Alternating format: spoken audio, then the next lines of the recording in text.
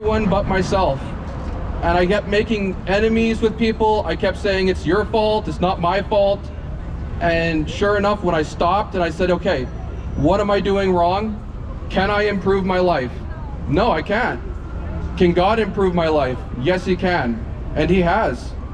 And it just comes down to that reality. You know, I can't tell you what's in the Bible 100%, but I can tell you that since I started following the Bible, my life has improved. I've gained new friends where I once thought I'd never be able to make new friends.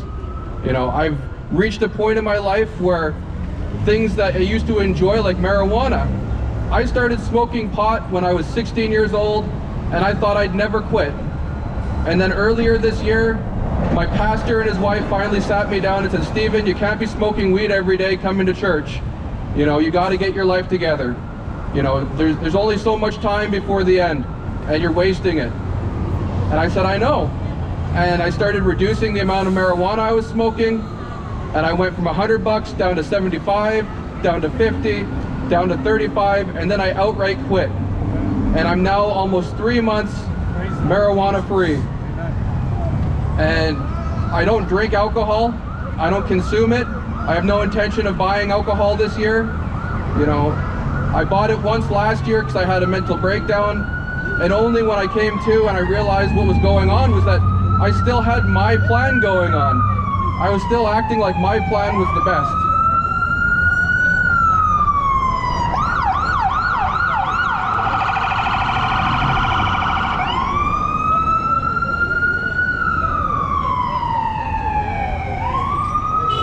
But my plan wasn't the best. It was a terrible plan, you know, but I was so deluded. I kept saying, oh no, it's a great idea, it's a great plan. Everything's gonna work the way I want it to. You know, now that I'm following Jesus, I'm going to church, everything's gonna be better. But no, God wasn't done testing me, and he's still not done testing me. There are days when I fall short to what God wants me to do, and in those days I remind myself that I can't do it on my own, and I have to humble myself and ask for forgiveness and move myself in a positive direction, you know. And eventually you'll find that you can be in a better state of mind, you can be in a better way, but if it's not following Christ, it's not going to work out, you know. And it's really, really difficult seeming, but when you realize that you can just let go and follow, it gets a lot easier. And there's no judgment in it, there's no hatred, there's no anger. You know, some days I wake up and I say, this person wronged me when I was in kindergarten. This person wronged me when I was in the 5th grade. This person wronged me when I was in grade 12. This person wronged me 5 years ago. You know, this person wronged me 2 days ago. And it's all false. You know, you don't need to hold on to it. And it gets easy. It gets hard. You know, and eventually you find yourself in a situation where you don't know what to do, you don't know where to go, you don't know what to think, you don't know what to say, and you feel like maybe it's not going to get better. And that's where I am most days, you know. And other days I wake up and I realize that my life has gotten so much better in the last 2 years. You know, I stopped hanging out with people that were bringing me down. I had friends that were telling me that I was getting too involved with Jesus, and I ended those friendships, and my life got better, not worse. You know, people were telling me, you'll never make a new friend like me ever again. And sure enough, I ended my friendship with these people, and God replaced those friends with newer, better friends. You know, and it never felt like it was going to change. It always felt like, oh, this is as good as it's going to get. This is as good as it's going to go. I can't expect for more. I can't expect for less. You know, everything should be this way. But then again, that's my plan, not God's plan. So by accepting God's plan, you can find yourself in a place where everything moves in a positive direction versus in a negative fall. You know, it's very easy to fall. It's very hard to pick yourself back up. Dust yourself off and say, I can do it with Jesus Christ. I can do it if I follow the commandments of Jesus Christ. I can do it if I walk with Christ. If the light shines down, I can see, but if I run into darkness, I'm blind. And that's where I was for so long. I was blind. I kept saying, oh no, no. You know, I used to be the guy on the street corner laughing at Dale, giving people the finger if they were preaching the good word. And I feel so foolish for doing that. You know, I wish I had changed so much sooner. My pastor said something which was, nobody ever says, I wish I got saved from an accident sooner. Or I wish I had stayed in hell a little longer. I wish I had moved my life a little slower and enjoyed the suffering. But I'm telling you, I moved my life and I'm so happy that I have. So, I don't know how to move my life without Christ now. You know, like I said, I had my own plans, they never worked out. I had my own goals, they never fell through.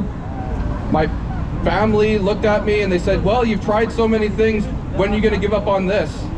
And I haven't. It's been a year and I haven't given up on it. Usually I would try something for 2 weeks, get bored with it, do something new. But, you know, years ago I started changing gradually. I started praying twice a day. I'd wake up in the morning and I would devote 30 seconds to thanking God for saving me, thanking God for moving my life in a positive direction. And then I would pray before I go to bed. I'd silently pray. I'd say, God, I have faith in your plan. I thank you for today. And I know tomorrow you're going to move me in a positive direction. I don't know how it's going to happen, but I know it's going to happen. And sure enough, slowly over time, like a river forming from a glacier, it got bigger and bigger, and then eventually it started cutting into the rock. You know, and that was my heart. My heart was rock.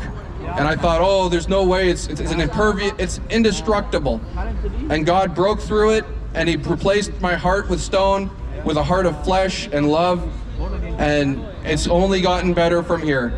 You know, I don't know how things are going to change. I don't know how things are going to go. I hope that everything's going to work out. And if I can't make it my way, I know I can make it God's way. You know, at the end of the day, I had nothing to start with, and now I've got something. And I know tomorrow I'll either have more, or if God thinks I need to have less, he'll give me less. But either way, I'm grateful to know that I had something. Because for years I had nothing. You know, I sat there high on drugs, talking about how smart I was, how funny I was. You know, I was running around with people that hated me, people that tried to kill me, people that talked about me behind my back.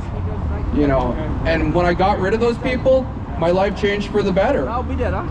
You know, you never know how much life can change when you stop interacting with people that absolutely hate you. And the funny thing about hate is that when you're confused, it looks like love. There's so many times when I'm like, oh, this person loves me, this person cares about me, this person's my friend, only to find out that no, they were slandering me behind my back, talking ill. You know, I would defend these people. I would borrow them money. I would say, hey, you're my friend. Only for them to go and talk about me and say, oh, this guy's terrible.